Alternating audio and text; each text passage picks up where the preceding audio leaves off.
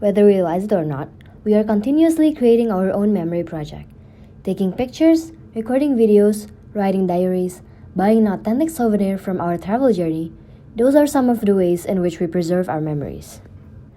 Collectively as a nation, we also remember events through memorials and statues, national holidays, films, festivals, and many others. The 60s, being a prominent decade in our story, have a lot to be remembered. One of the major movements happening in the 60s that continue to shape America today is the women's liberation movement.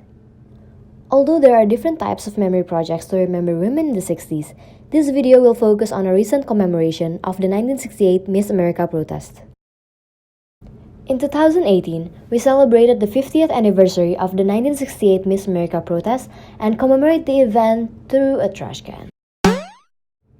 Hold on, this is not a regular trash can you see on the side of the street.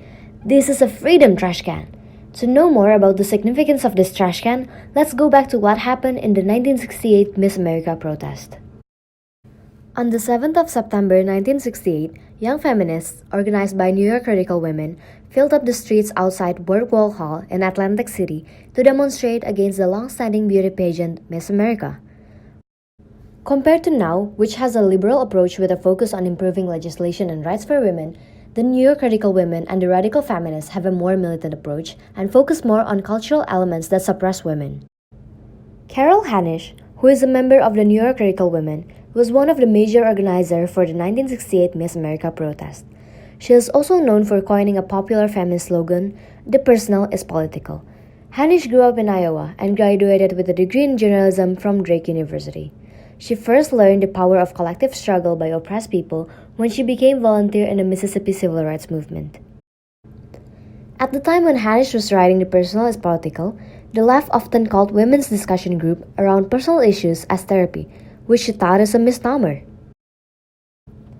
Women joining these sessions started to realize that the personal problems they once considered as individual problems were widely shared and rooted in social, political, and economic structure that were hindering to their sex. As quoted from Hanisch, there are no personal solutions at this time. There is only collective action for a collective solution. Hanisch and the radical and liberal feminists who joined her for the Miss America protest believed their collective action would help solve some gender problems and educate the nation. There were 10 points put forward by radical feminists in their Miss America protest. They used the protest to challenge racism, Vietnam War, women's unrealistic beauty standards, consumerism, age discrimination in women, and the promotion of negative values to young girls. While their protest agenda was quite broad and visionary, reflecting the complicated politics of radical feminism, perhaps the most remembered feature of the protest was the bra burning. Media during the time extensively associated bra burning with the feminist movement, which created a big misconception called the bra burning myth because no bras were actually burned during the protest. Instead of burning bras, the demonstrators threw them into the freedom trash can, amongst many other items that were tossed into the can. Some other items that were thrown include high heels, cosmetics, false eyelashes, wigs, and magazines such as Cosmopolitan, Playboy, and Ladies' Home Journal, which were called the instruments of torture to women.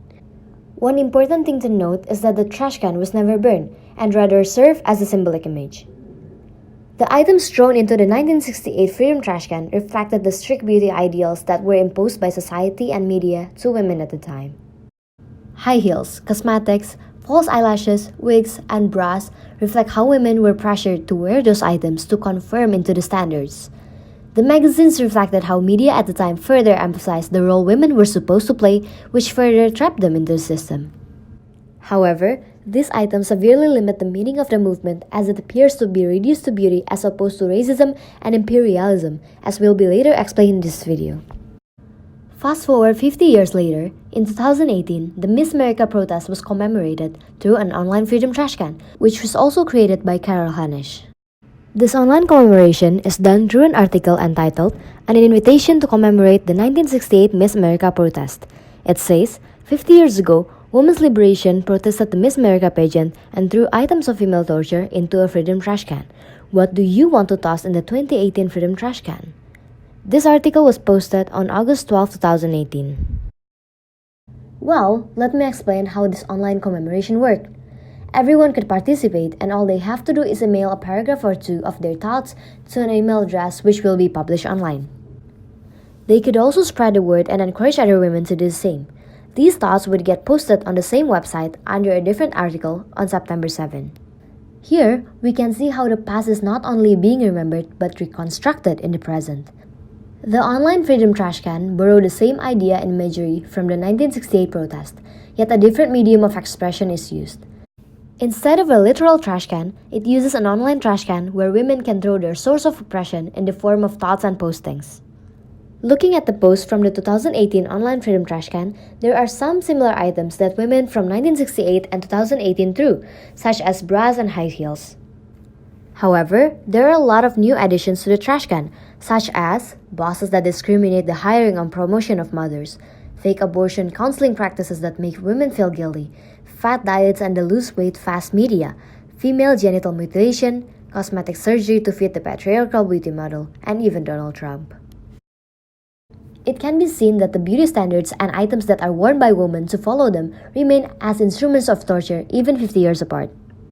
Magazines were replaced by a more modern media, such as the loose weight fast media, which does not have to take the form of a printed magazine. It can be done in websites, social media, and other digital advertisements. Nevertheless, they both still fall under the category of media, so media also remain in the trash can after 50 years.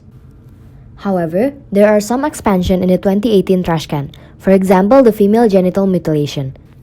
With globalization and development of technology, it is more feasible for women to be aware of what's happening beyond their country.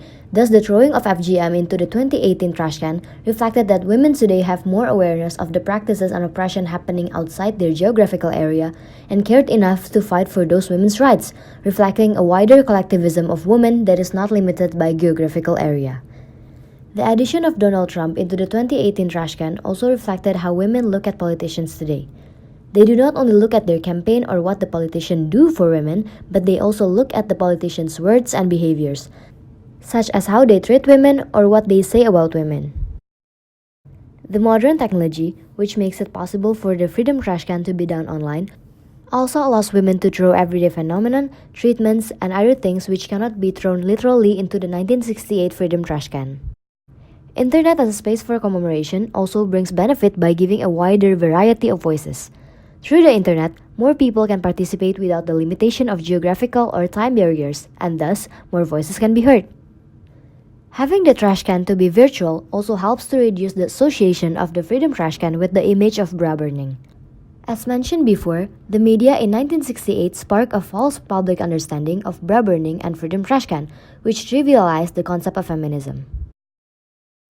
The myth was even perpetuated to the present day, where Jennifer Lee wrote in a 2014 Time magazine article, "The bra burning image remained, a symbol that was easy to belittle as women focusing on something trivial. Misinformation and myths sometimes serve as placeholder in our memory when facts are not remembered." Historian Bonnie Doe even referred to the unshakable association of feminism with bra burning as a source of regret for the 1968 protest. Media on the 1968 exaggerate the image of the bra burning and freedom trash can as it is perhaps more newsworthy, better in grabbing the reader's attention, or because the act of burning can be associated easily with protest. For example, in the 60s draft card burning as a protest against the military-industrial complex. As Doe said, bra burning was simply a desperate bid for attention rather than a symbolic act of political deviance, and that the dominant media used bra burning as evidence that feminists had so little of substance to complain about that they were concerned with other garments. Having a virtual trash can weakens dissociation and lets people to focus on the actual problem rather than the symbolism of it. In addition, the trash can itself as an image or a symbol provide a big tendency to miss the entire radical feminist program, as it is likely for the public to pay more attention on the action of throwing or burning these items and thus blurring the movement's aims instead of voicing a more significant oppression faced by women, which is eliminated by having the trash can online. Having an online trash can also served as an incentive to make people visit the website where it was posted in and provide a starting point for them to learn about feminism. Therefore, it is important that we examine the website, called the Meeting Ground Online, as the larger picture. Meeting Ground was originally a journal that began in 1978 and ended in 1992, where Carol Heinisch was one of its editors.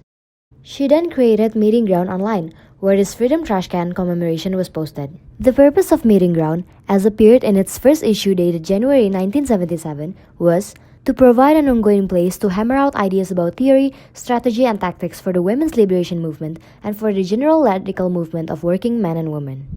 It includes the general radical movement and the working people's movement based on the belief that in order for women's liberation movement to continue making progress, it needs to work hand in hand with working people's movement, and that it is necessary to bring together women's liberation movement and the general radical movement for the liberation of all working people. Meeting Ground Online is a continuation of earlier works done in its printed version. There are current issues and ideas being written on the website, but the essential goal stays the same and is rooted in the second wave feminism concepts. The website posts articles revolving women's liberation and feminism, labor and economy, as well as capitalism. Meetinggroundonline.org is not Hanish's only website. She also has her own website, carolhanish.org, where she posted and remembered her earlier works from the 60s and 70s, including her past literature and speeches. These two websites reflect that feminists from the second wave generation are still remembering the movement by posting literature from the past in a modern platform, making it more accessible to modern audience. Not only remembering, they continue the movement by posting articles and ideas about current issues to continuously make the world a better and fairer place for women.